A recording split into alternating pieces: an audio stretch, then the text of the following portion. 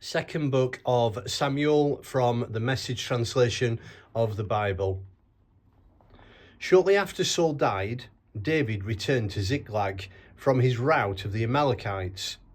3 days later, a man showed up, unannounced, from Saul's army camp. Disheveled and obviously in mourning, he fell to his knees in respect before David. David asked, "What brings you here?" He answered, "I've just escaped from the camp of Israel." "So what happened?" said David. "What's the news?" He said, "The Israelites have fled the battlefield, leaving a lot of their dead comrades behind, and Saul and his son Jonathan are dead." David pressed the young soldier for details. "How do you know for sure that Saul and Jonathan are dead?" "I just happened by Mount Gilboa and came on Saul, badly wounded and leaning on his spear, with enemy chariots and horsemen bearing down on him hard. He looked behind him and saw me and called me to him. 'Yes, sir,' I said, 'at your service.' He asked me who I was, and I told him, 'I'm an Amalekite.' 'Come here,' he said, 'and put me out of my misery. I'm nearly dead already, but my life hangs on.' So I did what he asked. I killed him.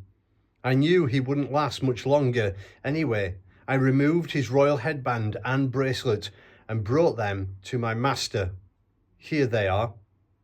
In lament, David ripped his clothes to ribbons. All the men with him did the same. Excuse me.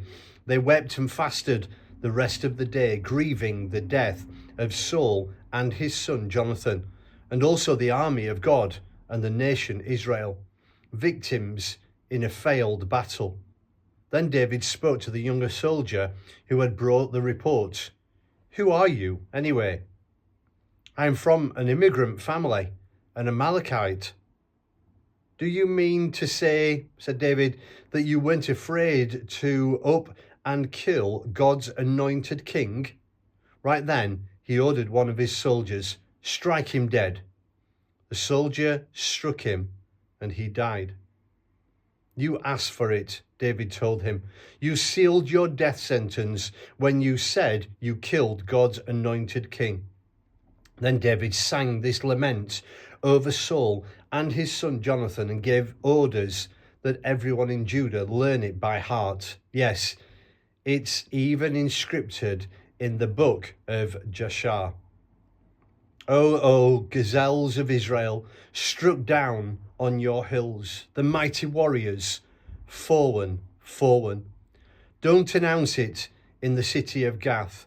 Don't post it in the news in the streets of Ashkelon. Don't give those coarse Philistine girls one more excuse for a drunken party. No more dew or rain for you, hills of Gilboa, and not a drop from springs and wells. For there are warriors shielded, were dragged through the mud. Saul's shield left there to rot. Jonathan's bow was bold. The bigger they were, the harder they fell. Saul's sword was fearless. Once out of the scabbard, nothing could stop it. Saul and Jonathan, beloved, beautiful, together in life, together in death, swifter than plummeting eagles, stronger than proud lions. Women of Israel, weep for Saul. He dressed you in finest cotton and silks, spared no expense in making you elegant.